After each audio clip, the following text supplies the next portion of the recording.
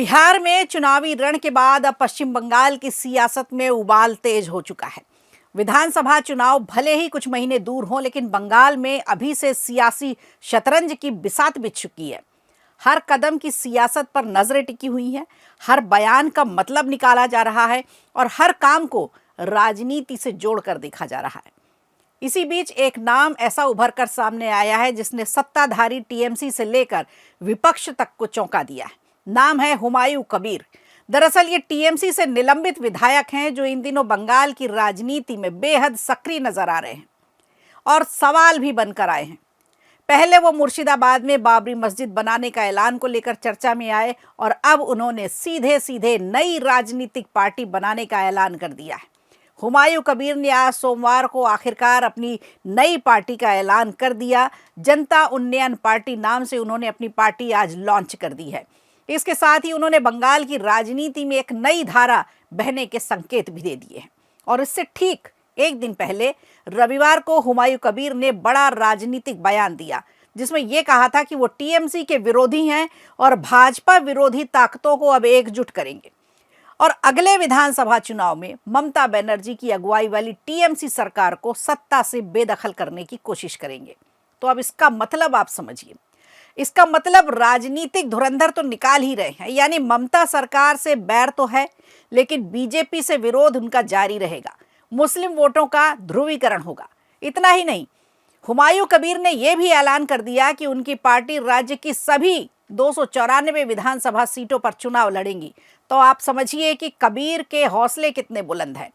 उन्हें अपनी ताकत का एहसास है और ये वोटों का एकीकरण करने में एड़ी चोटी का जोर लगा देंगे। अगर मुस्लिम कम्युनिटी इनका साथ देती है तो ममता बनर्जी का क्या होगा? उनका तो पूरा का पूरा वोट बैंक ही यही है। दरअसल हुमायूं कबीर खुद को मुस्लिम समाज की आवाज़ के तौर पर अपने आप को पेश कर रहे हैं। उन्होंने साफ कहा है कि उनका मुख्य लक्ष्य है अल्पसंख्यक वोटर्स को एकजुट रखना, उनके काम करना, उनकी बातें सुनना, उनकी परेशानी जानना। इसके अलावा हुमायूं कबीर का दावा है कि अगर उनकी पार्टी कम से कम 90 सीटें जीतने में सफल होती है तो चुनाव के बाद सरकार बनाने में उनकी एक निर्णायक भूमिका भी होगी। उन्होंने ये भी कहा कि अगर ऐसा नहीं हुआ तो मुर्शिदाबाद जिले में बाबरी मस्जिद बनाने का उनका सपना अधूरा रह जाएगा और उस सपने को पूरा करने के लिए वो 90 सीटों को जीतने का कम से कम प्रयास तो करेंगे ही। लेकिन गौर करने वाली बात यह भी है कि हुमायूं कबीर से पहले बंगाल की राजनीति में दो बड़े पीरजादा पहले से ही एक्टिव हैं। इनमें से एक कांग्रेस के साथ है और दूसरी टीएमसी के साथ है। ऐसे में टीएमसी से बाहर किए गए हुमायूं कबीर के सामने अब तीसरा खेमा बनाने के अलावा कोई दूसरा विकल्प भी नहीं बचता, क्योंकि वो भाजपा के साथ जाने के संकेत पहले ही नकार चुके हैं। कांग्रेस के खेमे में पीरजादा खोबाए अमीन पहले से ही शामिल हैं। 31 मई को उन्होंने औपचारिक रूप से कांग्रेस की सदस्यता ली थी। इस मौके पर कांग्रेस महासचिव और पश्चिम बंगाल प्रभारी गुलाम अहमद मीर, पार्टी के मीडिया प्रमुख पवन खेड़ा भी मौजूद रहे। अब पीरजादा अमीन एक प्रभावशाली परिवार से आते हैं, ये भी मायने रखता है, जिसका असर पश्चिम बंगाल के साथ ओडिशा और त्रिपुरा तक देखा जाता है। वहीं दूसरी तरफ बात करें टीएमसी की, तो यहाँ मुस्लिम वोट बैंक को मजबूत करने के लिए एक बड़ा दांव खेला। कांग्रेस में पीरजादा अमीन के जाने के बाद से ही टीएमसी ने फुरफुरा शरीफ के पीरजादा कासिम सिद्दीकी को पार्टी का महासचिव बना दिया। इस फैसले से मुख्यमंत्री ममता बनर्जी की एक अहम रणनीतिक पहल जो थी वो पूरी होती दिख रही है। दरअसल 2021 के विधानसभा चुनाव में इंडियन सेकुलर फ्रंट ने कांग्रेस और लेफ्ट के साथ मिलकर चुनाव लड़ा था और एक शानदार जीत हासिल की थी।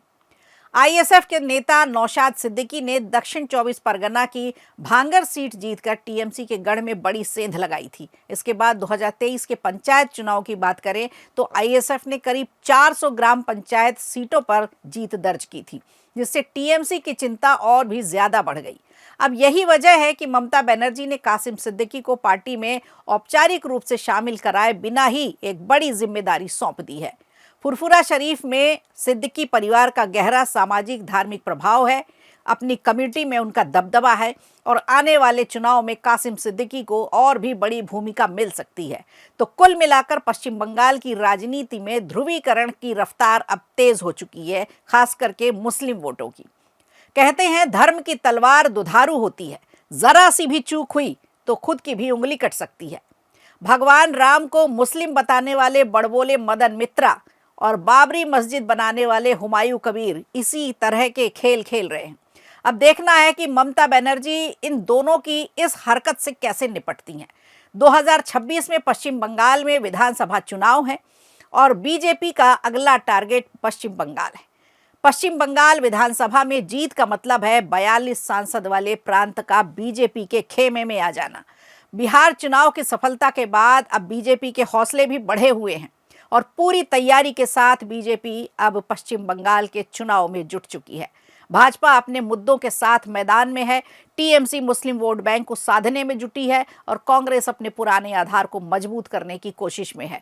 और ऐसे में हुमायूं कबीर की नई पार्टी का लॉन्च होना एक बहुत बड़ी भूमिका, एक बहुत बड़ी पहल मानी जा रहा है। हुमायूं कबीर के रूप में एक नया पीरजादा सियासी समीकरण को बदलने की अब कोशिश कर रहा है। तो सवाल यही है कि ये नया पीरजादा किसके लिए मुसीबत बनेगा और किसके लिए फायदे का सौदा साबित होगा। आपको क्या लगता है, हुमायूं कबीर के 90 सीटें जीतने से क्या वो सरकार में शामिल हो पाएंगे? और अगर सरकार में शामिल होते हैं तो क्या क्या उनकी वायदे होंगे और क्या क्या उनकी रणनीति होगी? पहली बात तो ये कि आपको ये लगता है कि हुमायूं कबीर 90 सीटें लाने में सफल हो पाएंगे? कमेंट करके हमें ज़रूर बताइएगा। वीडियो अच्छा लगा हो तो लाइक कीजिए, शेयर कीजिए और कमेंट बॉक्स में हमें ज़रूर बताइए।